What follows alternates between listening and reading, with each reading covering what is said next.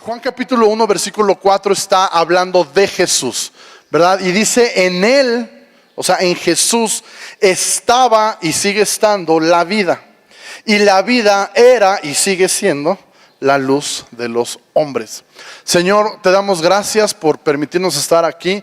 Gracias por cada persona, Señor, que hoy toma un asiento en este lugar. Señor, yo te pido que nos hables a todos, impactes nuestro corazón y nos lleves a movilizarnos y ponernos del lado correcto en esta lucha espiritual que ocurre en nuestro país. Que podamos nosotros pelear la buena batalla de tu lado, porque sabemos que si estamos de tu lado vamos a ser vencedores. En el nombre de Jesús, amén. Está hablando aquí Juan acerca de Jesús y dice: en Jesús está la vida. Jesús mismo lo dijo: yo soy el camino, soy la verdad y soy ¿qué? La vida. ¿Ok?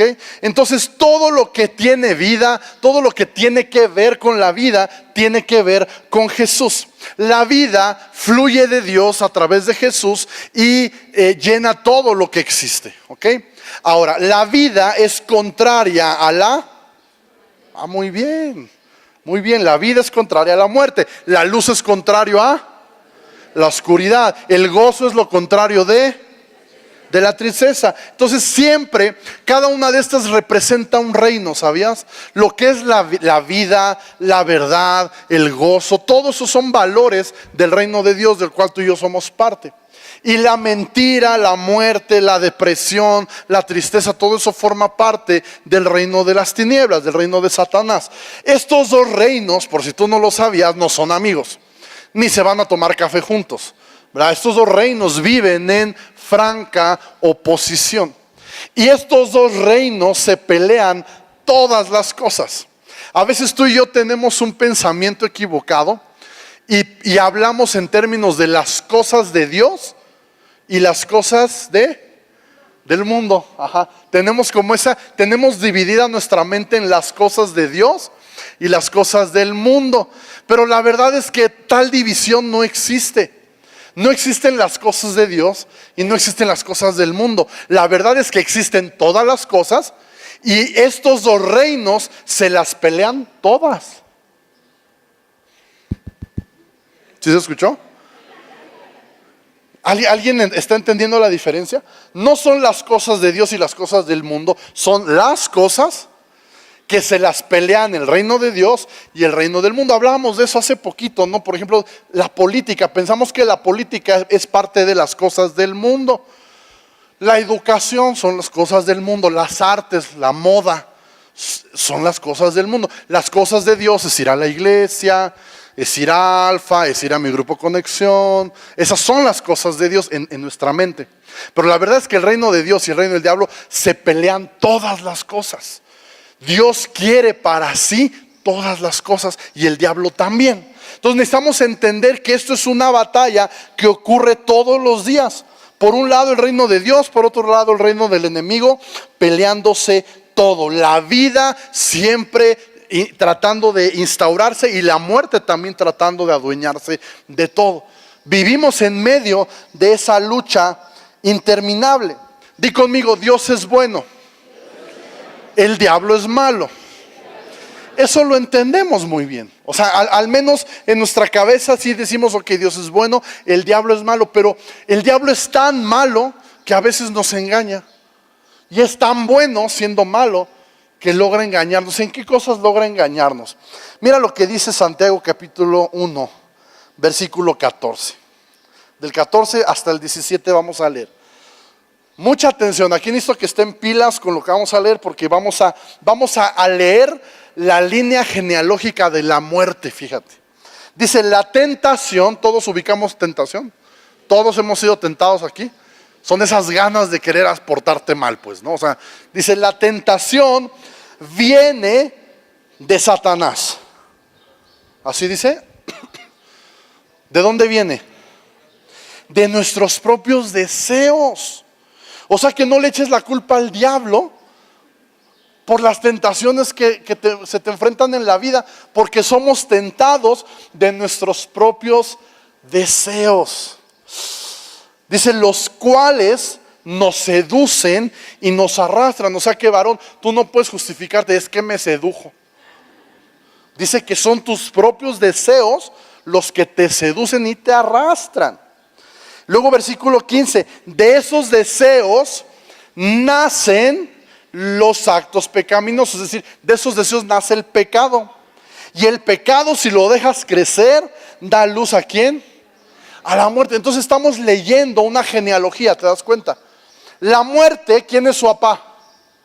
Según este versículo. El pecado, O sea, la muerte es hijita del pecado. Y a su vez el pecado es hijo de la tentación, ¿verdad? Y la tentación es hija ¿de quién? De nuestros deseos. Entonces te das cuenta cómo la muerte tiene todo un origen. Y si tú le sigues, vas a terminar en que la raíz de la muerte viene de Satanás. ¿Ok?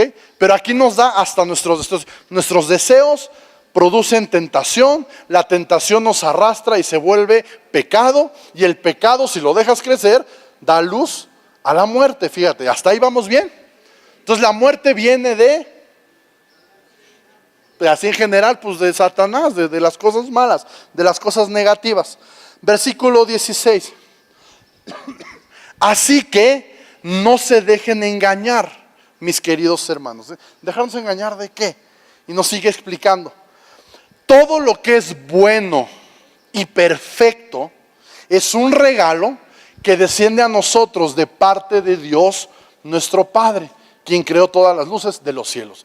¿Verdad? Aquí me llama la atención cómo primero nos explica de dónde viene la muerte. Nos dice la línea genealógica de la muerte. Y después nos dice, cuiden que no los engañen. Y después dice, todo lo bueno y perfecto viene de nuestro Padre que está en el cielo.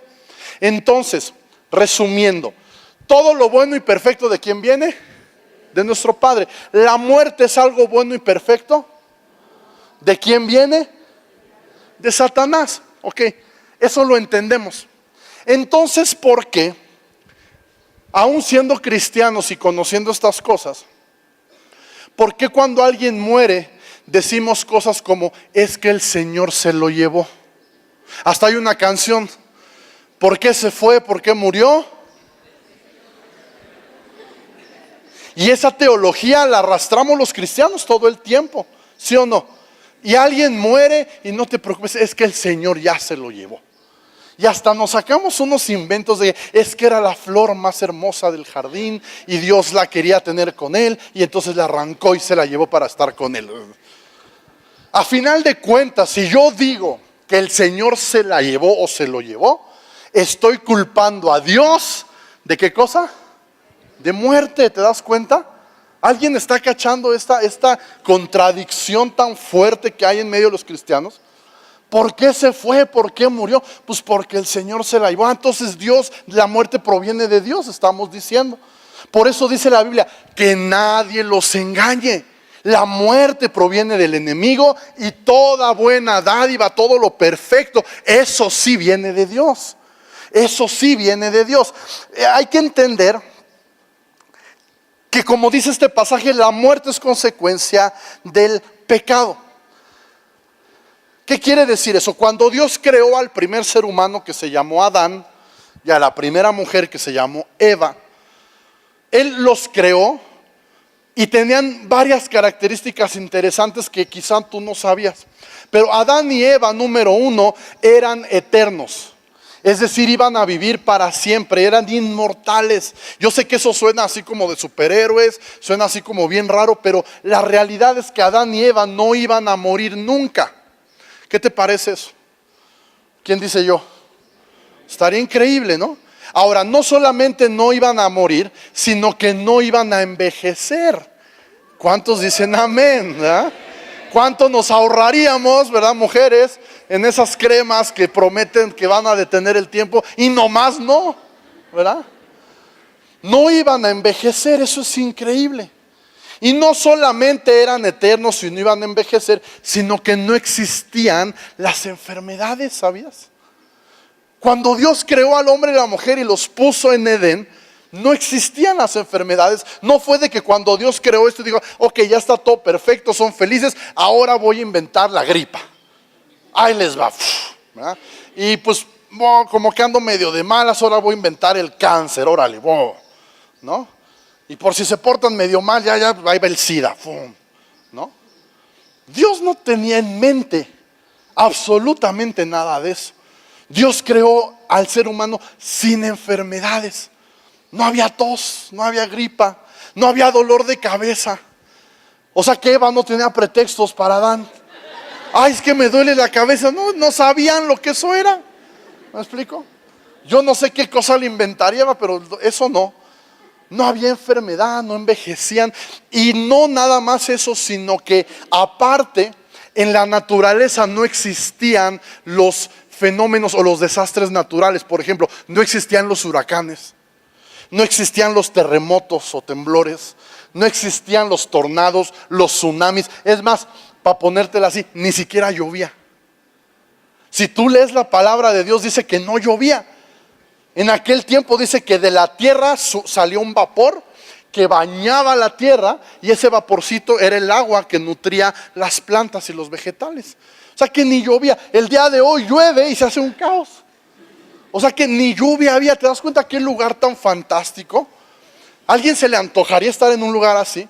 Donde no hay desastres naturales, no hay enfermedad, no envejeces, no te vas a morir nunca, no trabajas, ¿no? O sea, tú nada más vas y descuelgas las frutitas de los árboles y disfrutas. Eso es lo que Dios tenía en mente. Eso fue lo que Dios imaginó. Dios nos creó y puso a Adán ahí para llenarlo de placer, llenarlo de una vida abundante. Adán no tenía que trabajar, Adán no tenía que preocuparse. Eso es el diseño de Dios. Así, puro, sin enfermedad, sin nada de eso, bórrale todo eso. Y eso es lo que Dios quería. Y súmale a eso sin pecado, sin envidia, sin orgullo, sin mentiras, o sea, increíble el rollo. Pero llega el pecado. La serpiente engaña a Eva, engaña a Adán, terminan pecando. Y junto con el pecado entra todo este paquete de muerte, enfermedades, envejecemos, desastres naturales. Todo esto que conocemos hoy es fruto ¿de qué? Del pecado. Entonces, ¿por qué achacamos a Dios cosas que no vienen de Dios? Hace tiempo hablé con una mujer que ella está luchando con el cáncer. Y ella me estaba contando que de joven tomó malas decisiones, hizo cosas que no debía haber hecho.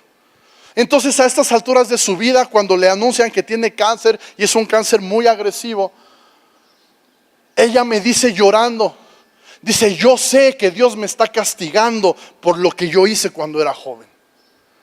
Y yo le dije, a ver, espérame, tú me estás diciendo que tú crees que ese cáncer Dios te lo mandó para darte una lección. Y me dice, sí, yo sé que esto estoy pagando, Dios me mandó este cáncer para pagar las consecuencias de lo que hice. Esa es la mentalidad que tenemos. Y yo te pregunto, levanten la mano los que tienen hijos. Ahora, mantengan su mano arriba quien tiene un hijo que te saca canas verdes, moradas y rojas. Ajá. Pon ese hijo en tu mente y piensa en lo peor que ha hecho hasta ahora. Piensa en lo peor que ha hecho hasta ahora, con tu mano arriba. Manténla arriba. Los que tienen uno así, yo ya sé quién es, ¿verdad? Piensa en lo peor que ha hecho hasta ahora. Ahora dime, en ese momento que hizo lo peor que ha hecho hasta ahora, si tú tuvieras el poder de que le diera cáncer de lo que sea, ¿se lo pondrías para enseñarle una lección y se porte bien? A ver, mantenga la mano arriba, ¿quién sí lo haría? Nadie, ¿verdad? Porque por muy mal que se porte el chamaco y ya me tenga hasta acá, yo como papá no llegaría al grado de provocarle un cáncer para enseñarle algo. Y entonces, ¿qué nos hace pensar que Dios sí haría eso? ¿Sabes? Si Dios hiciera eso, Dios sería un psicópata loco del cual yo no querría tener nada que ver. Así te lo digo. Si Dios fuera un Dios que manda cáncer a un ser humano para enseñarle algo, yo no quiero nada que ver con ese Dios. Yo quiero que ver con un Dios como el que la Biblia me enseña. Un Dios que ama, un Dios que perdona, un Dios que restaura, un Dios que sana. Ahora, yo sé que algunos me están viendo feo y dicen como que suena muy bonito, pero no te creo, ¿verdad? A mí dame Biblia. Mira lo que dice Juan capítulo 10, versículo 10. Si no te satisface lo que dice Santiago, que nos da la genealogía de la muerte y luego nos dice que todo lo bueno viene del Padre. Mira lo que dice Jesús mismo. Estas son palabras de Jesús. El propósito del ladrón, el propósito del diablo es robar y matar y destruir. Eso es el propósito de ¿quién? Del enemigo. Eso el diablo a eso se dedica, hermano. Él se levanta diciendo a quién voy a matar, a quién voy a destruir, a quién le voy a robar la bendición de Dios. Eso maquina todo el tiempo. Es una máquina de destrucción. Y después Jesús nos aclara por si nos queda dudas. Dice, mi propósito es darles una vida plena y abundante. Entonces, ¿de dónde nos puede caber en la cabeza una idea de un Dios como el que muchas veces pensamos? Hace unos años tembló aquí en México y allá en donde yo vivo, en tu casa, pero sigue siendo mía, en Loma del Río, no se sienten los temblores, no llegan. Y esa vez sí se sintió. Y se sintió fuerte. Entonces yo dije, si así se sintió aquí, yo me imaginé la Ciudad de México deshecha. Porque ya ves que allá, pues ahí es donde pegan duro. Entonces ya aprendí las noticias y todo, y gracias a Dios estuvo todo bien. Pero al ratito empiezo a ver en Facebook publicaciones de cristianos, entre comillas, anunciando juicio de Dios, que ese temblor había sido un aviso, ¿verdad? Y que si no nos arrepentíamos iba a venir el de a de veras, y entonces agárrense porque Dios está bien enojado, ¿no? Eso es entender mal lo que la Biblia nos enseña. Los desastres naturales son resultado de ¿qué dijimos? Del pecado. ¿Quién es el papá de todo eso? Satanás. Y dice la Biblia que Satanás es el padre de la mentira. No dice que es un mentirosillo, dice que es el papá de la mentira. ¿Has conocido a alguien, a un buen mentiroso? ¿Cómo se inventan? O sea, se inventan unas historias que de verdad se las creen, ¿no? Yo les platicaba en la mañana, no sé si alguien aquí vio una serie que se llama Breaking Bad, de un maestro que se dedica a hacer metanfetaminas, que cristiano el pastor, ¿verdad? Pero esa serie es increíble y a mí siempre me llamó la atención la manera de mentir de este personaje, porque mentía descaradamente y él mismo se las creía. O sea, dices, pues el diablo miente mejor que eso, mira. Y nos ha mentido y nos ha hecho creer que Dios tiene de alguna manera algo que ver con la muerte. Y por eso decimos, es que Dios se lo llevó, es que Dios lo recogió, es que Dios no sé qué. Y finalmente estamos culpando a Dios de cosas que Él no tiene nada que ver. Sabes, detrás de cada muerte, de cada ser humano en la historia de la humanidad, detrás de cada muerte, ya sea muerte violenta, ya sea una muerte por enfermedad, ya sea una muerte por vejez en una cama pacíficamente, cualquier muerte, el culpable detrás de esa muerte se llama Satanás. Te voy a poner un ejemplo. Mi padre acaba de morir en febrero. Yo sé y estoy convencido que no es que Dios se lo llevó. Yo estoy convencido que los planes de Dios para su vida eran salud y era una vida más larga. Esos son los planes de Dios. ¿Qué pasó entonces? Lo mismo, consecuencia del pecado, se enfermó. ¿Por qué se enfermó? Pues porque en la humanidad hay enfermedad. ¿Gracias a qué? A que hace miles de años Adán pecó. Y nosotros cada que pecamos reincidimos en eso. Entonces, ¿por qué murió mi padre? Por una enfermedad sumada a su edad. ¿Sabes quién fue el culpable de esa muerte? Satanás. Yo no tengo que disfrazarlo para sentirme bien y decir, ay, Dios se lo llevó. No, Dios no se lo llevó. Él murió a consecuencia de una enfermedad que nació en el corazón de Satanás. Y sabes que cada ser humano ha muerto por la misma razón. No importa si murió de manera violenta o en un accidente o por enfermedad o descansando en su cama. El culpable de todas y cada una de esas muertes es Satanás. Pero ¿sabes qué es lo que me da esperanza? Que las va a pagar todas y cada una. Cada una de las muertes que han ocurrido, que son su culpa, Dios se las va a cobrar una a una. Una a una. Ese día ya está marcado en el calendario de Dios. Solo nos resta esperar que Dios haga justicia y le cobre una por una todas las que ha hecho, todas las enfermedades, toda la maldad con la que ha perseguido a la humanidad. Dios ya se la tiene guardada, mi hermano. Pero nosotros necesitamos entender entonces el corazón de Dios. ¿Qué late en el corazón de Dios? ¿Qué palpita en el corazón de Dios? Vida. Jesucristo es vida. Y Él vino a darnos vida, dice, y vida abundante, una vida no de escasez, sino una vida abundante. ¿Ok? ¿Estamos bien hasta ahí? Bueno, esa fue la introducción de lo que vamos a hablar, porque vamos a hablar de que en México estamos atravesando una de las crisis de valores más gruesas de toda la historia de este país. Y no es exclusivo de México, en el mundo entero. Pero nosotros vivimos aquí y vamos a hablar de México. En México, Dios quiere bendecir a México como quiere bendecir a cualquier nación. Pero el diablo quiere destruir a México como quiere destruir a cualquier nación. Y estos dos reinos, decíamos, están en disputa, están en pleito. El reino de Dios con su bandera, que es la vida, y el reino de Satanás con su bandera, que es la muerte. El diablo quiere instaurar una cultura de muerte y Dios quiere darnos vida y vida en abundancia. Y están todo el tiempo peleando para ver quién instaura su dominio. Entonces, en México ya se nos está haciendo normal ver todo el tiempo noticias de asesinatos, de muertes, de tragedias, y de alguna manera nos hemos ido un poco a poco insensibilizándonos a esta situación. Cada vez se nos está haciendo más normal ver a la muerte tomar lugar en nuestro país.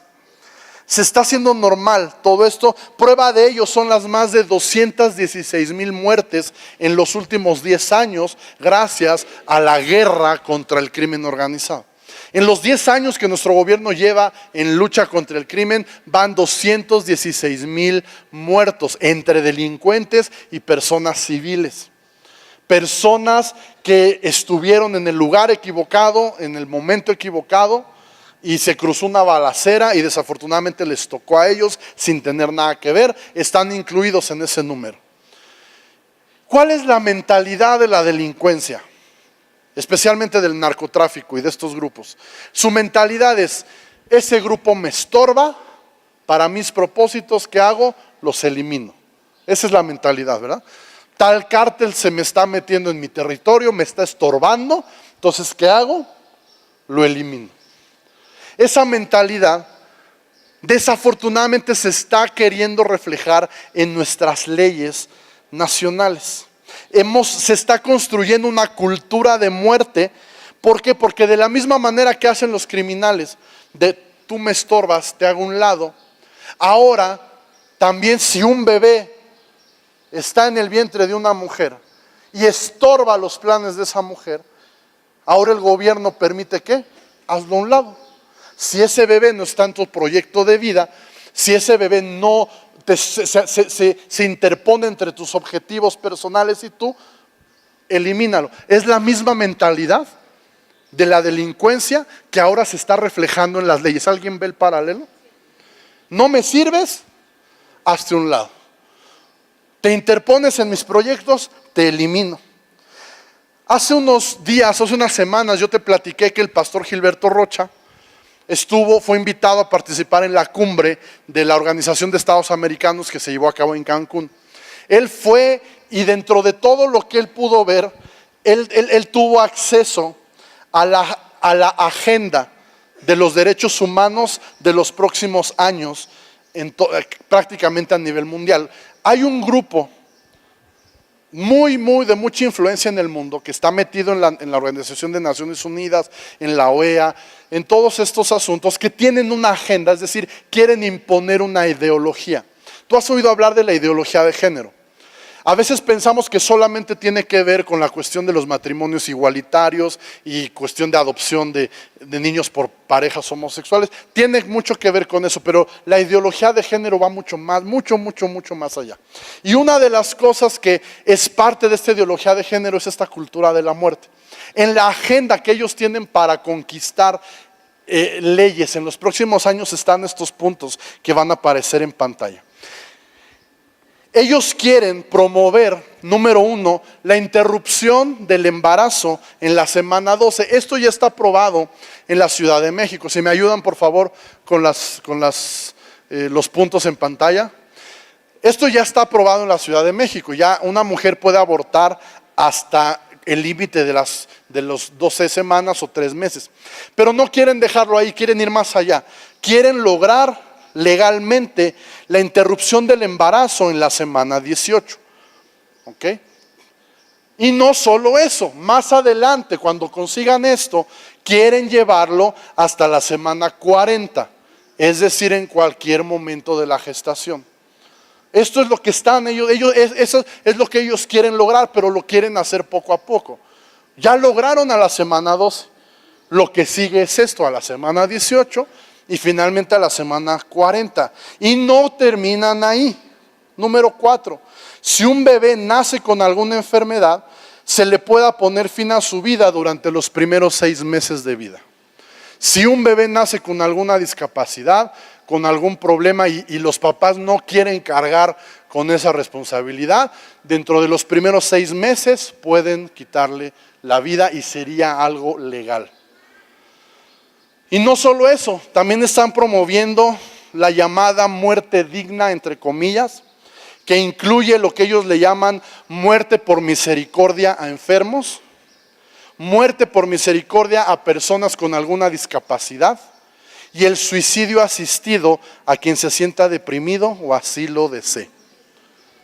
Son cosas que nos parecen absurdas y aberrantes, pero se están ya tocando estos temas en las reuniones de países a nivel mundial. Ya son temas que están sobre la mesa, ya no es una idea, ya no es una preocupación a futuro, es algo que ya están empezando a hablar. Sé que nos parece absurdo, pero hacia allá van. Entonces, ahora imagínate en un país como México, con el nivel de corrupción que hay en México, ¿cuántas personas inocentes serían asesinadas bajo el concepto de muerte por misericordia? O sea, imagínate cuántos homicidios disfrazados de suicidio asistido. ¿Te das cuenta? La misma mentalidad que los delincuentes. Nace un bebé con algún defecto, me estorbas, no quiero aventarme ese paquete porque tengo que trabajar, tengo otros hijos que están bien, simplemente no te adaptas a mi proyecto de vida y estás dentro de los primeros 6 meses de nacido, te puedo matar. Tengo en casa un enfermo del cual ya me cansé de estarlo cuidando, muerte por misericordia. Está muy mal, está sufriendo, mátenlo. Está deprimido, está triste, pues vamos a ayudarlo a que se suicide. O sea, te das cuenta lo que el diablo quiere instaurar, no solamente en nuestro país, sino en todo el mundo. Por esto que estamos escuchando, es que un grupo de pastores y ciudadanos están proponiendo que hagamos algo. Están proponiendo que nos movilicemos para hacer algo en contra de esto. No movilizarnos en sentido de ir a marchar. Y sabes que nosotros no estamos para nada en el canal de ir y hacer manifestaciones, pero sí estamos en el canal de la oración. Estamos en el canal de pedir a Dios y sí de hacer algo que las leyes nos permiten, fíjate. Hay una ley que se llama Ley Federal de Consulta Popular. Esta ley nos permite como ciudadanos hacer un plebiscito cada 6 años. Un plebiscito es una consulta popular, es preguntarle a los mexicanos qué quieren que se haga sobre determinado tema. Esta consulta solamente se puede hacer el día que hay elecciones presidenciales, cosa que va a ocurrir el 1 de julio del año que viene. Vamos a votar por presidente. Entonces tenemos de aquí a esa fecha la oportunidad de proponer al gobierno que haga un plebiscito, que consulte a la ciudadanía acerca de este tema. Ahora, para lograr que esta consulta se haga, necesitamos que tú nos apoyes y necesitamos que ocurran estos milagros que vamos a ver en pantalla.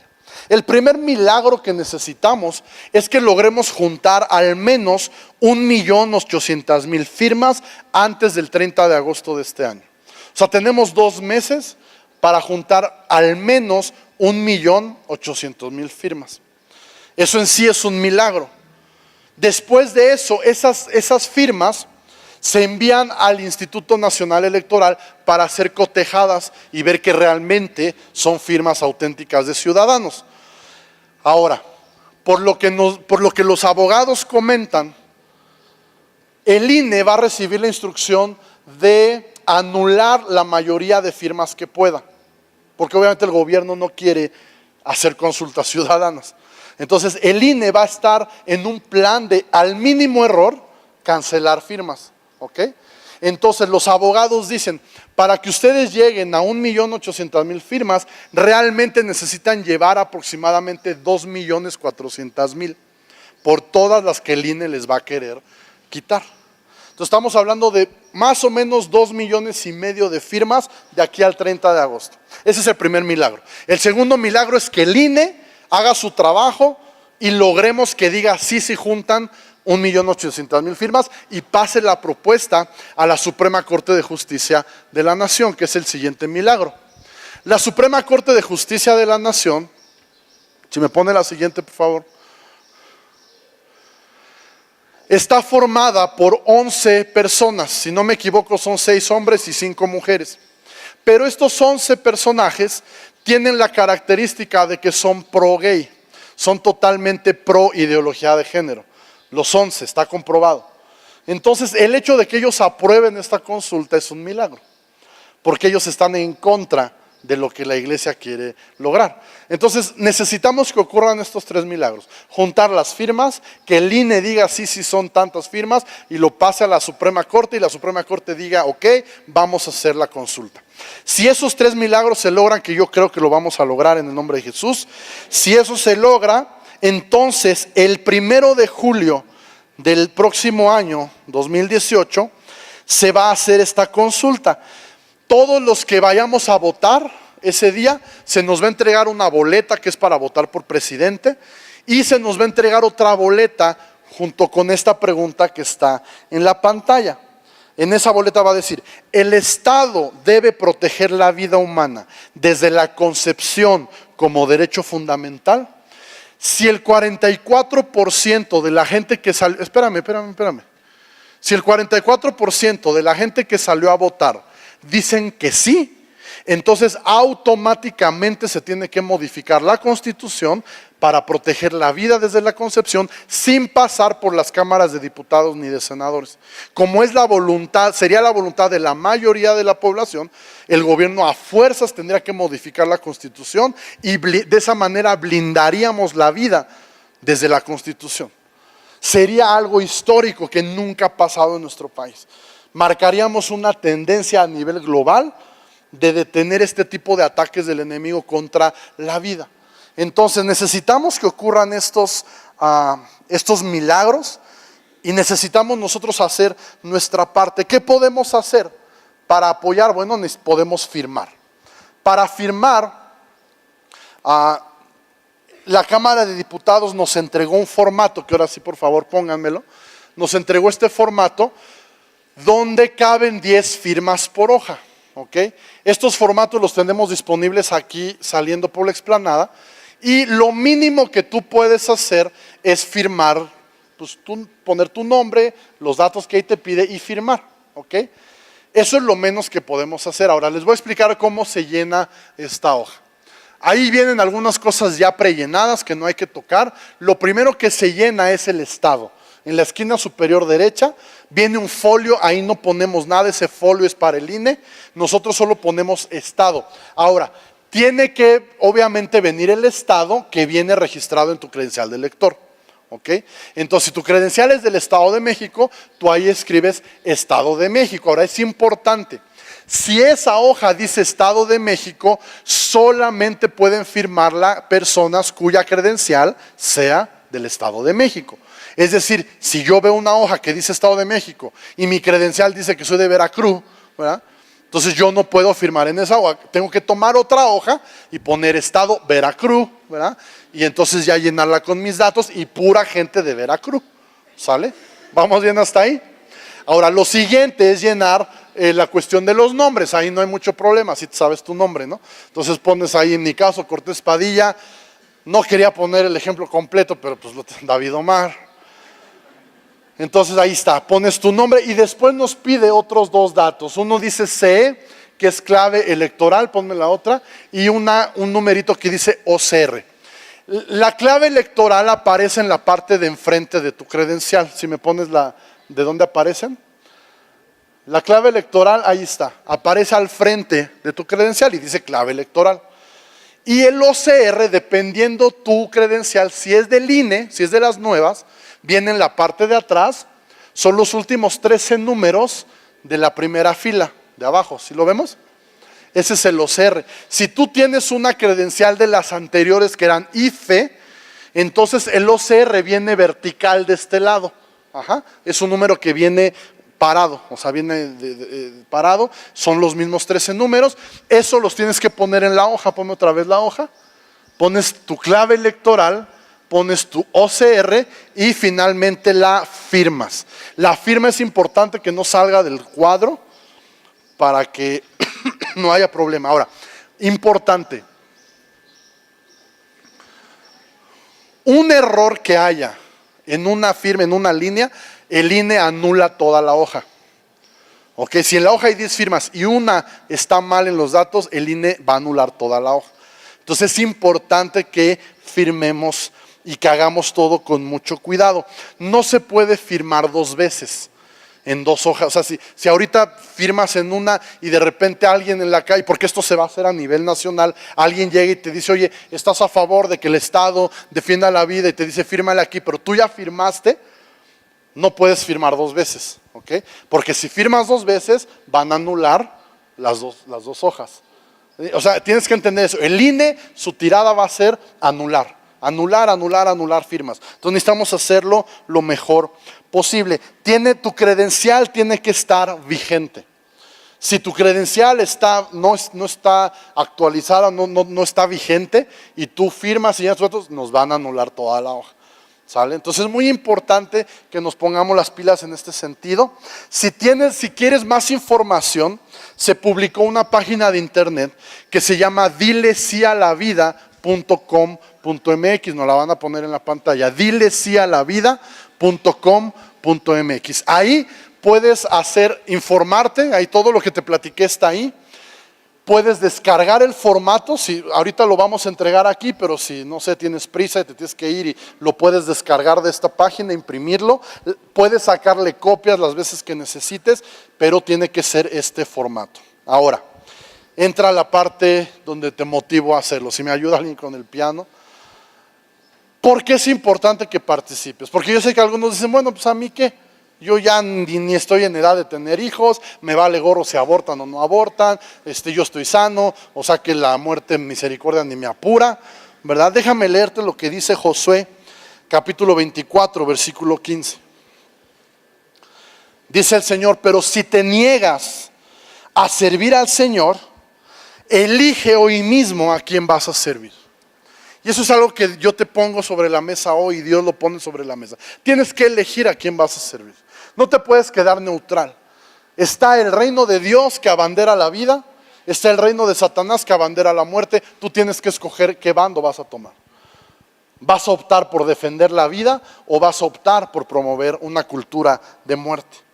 Dice, ¿acaso optarás por los dioses que tus antepasados sirvieron del otro lado del Éufrates? ¿O preferirás a los dioses de los amorreos en cuya tierra vives? Pero en cuanto a mí y a mi familia, nosotros vamos a servir al Señor. Y eso te digo yo hoy. En cuanto a mí y a mi familia, nos vamos a parar por la vida. No vamos a quedarnos callados, vamos a hacer nuestra parte en defender la bandera del reino al cual yo pertenezco, que es la vida. Jesús es la vida, en Él está la vida. Y yo no puedo mantenerme aislado y decir, no, es que a mí no me apura, es que a mí no me interesa. Debemos escoger de qué lado estamos. Porque si no estamos con la vida, entonces estamos en contra de ella. Mira lo que dice Jesús en Lucas 11:23. Estas son palabras de Jesús que hoy nos dice: el que no está conmigo, a mí se opone. Y el que no trabaja conmigo, en realidad trabaja en mi contra. No podemos tomar una decisión intermedia.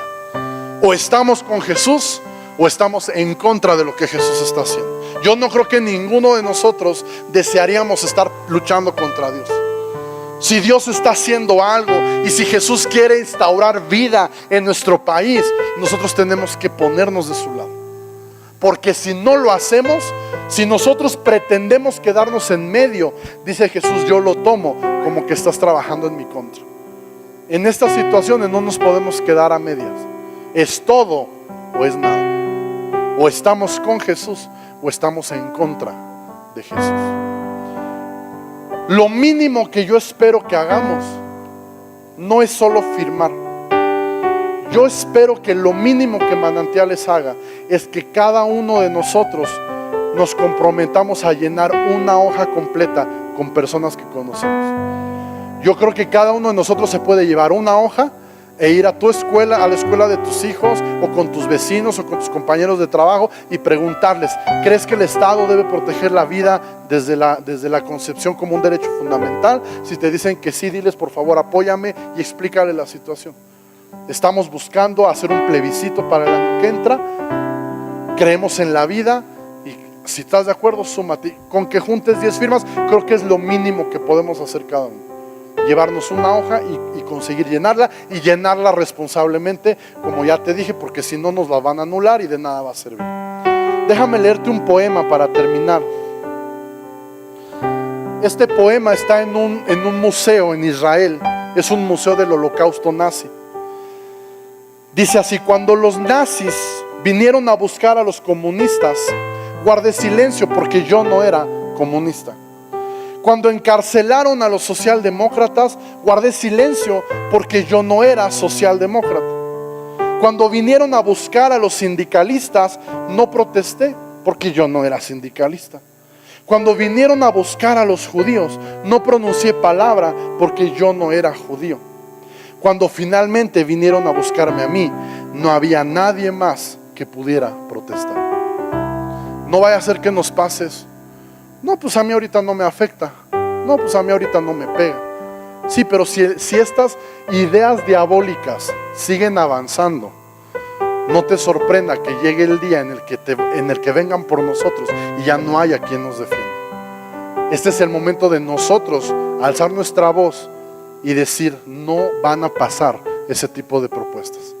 Sabes, en la semana estaba viendo desde cuando le decía a mi esposa: tengo ganas de ver otra vez El Señor de los Anillos, ¿no? Pero son larguísimas. Entonces ahí como a ratitos las fui viendo. Ya me aventé otra vez las 3. Pero me quedo con una escena donde está Gandalf. Si alguien las vio sabe de qué hablo. Y están pasando por las minas de los enanos, y aparece este personaje que es como el diablo horrible, ¿verdad? Y los empieza a perseguir.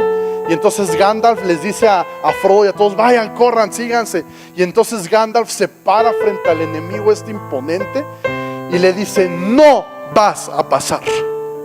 Y entonces el otro, ¿verdad? Y entonces Gandalf saca su espada y ¡faz! Así con un rayo de luz, y lo avienta al abismo, ¿verdad? Yo me imagino a la iglesia poniéndose de pie y diciéndole al diablo: no vas a pasar. En México no vas a pasar. Porque hay una iglesia responsable que toma su lugar y dice: yo no me quedo en medio, yo no estoy a favor de esto, estoy a favor de la vida. ¿Por qué no te cierras tus ojos ahí donde estás? Y sabes, muchas veces hacemos compromisos con Dios aquí en la iglesia, y muchas veces nos ponemos de pie por pena, como ya el de al lado se puso de pie, o mi esposa ya se paró, pues me tengo que parar, ¿verdad? Pero yo te pido que cerremos todos nuestros ojos y hagamos que esta vez sea algo muy genuino. Muy genuino.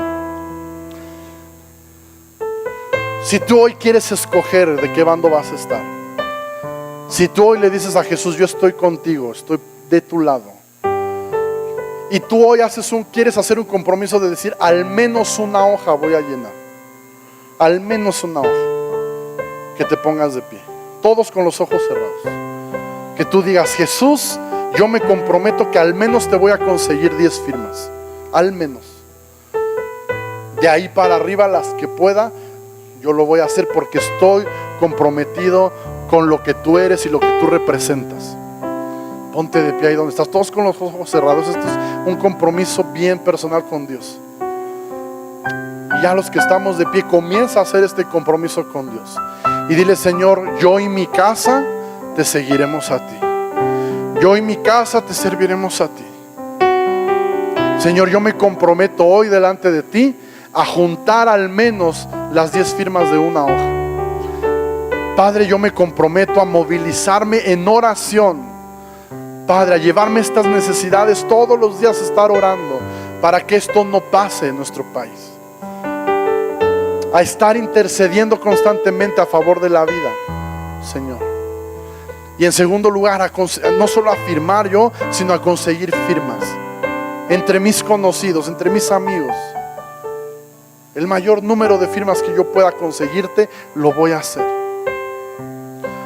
Señor, y te pedimos por este país, Señor, tan increíble, tan maravilloso, pero que el diablo quiere destruir. Señor, yo sé que para este tiempo hemos nacido. Para este tiempo tú nos pusiste aquí, para levantarnos y defender lo que es tuyo, lo que tú nos has dado. Tú nos has dado vida eterna, y nosotros nos levantamos hoy en pro y a favor de la vida, Señor. Y oramos que sea en México así como es en el cielo. En el cielo no hay aborto, Señor. En el cielo no hay suicidios asistidos. En el cielo no hay muerte por misericordia. En el cielo hay vida eterna. Señor, que en México se haga como en el cielo. Que venga tu reino a este país, Señor. Si de algo te servimos, aquí estamos. Inspíranos, motívanos a salir de nuestra zona de comodidad y hacer algo por este país. Hacer algo para que tu reino se extienda, Señor, y cubra este país como las aguas cubren el mar.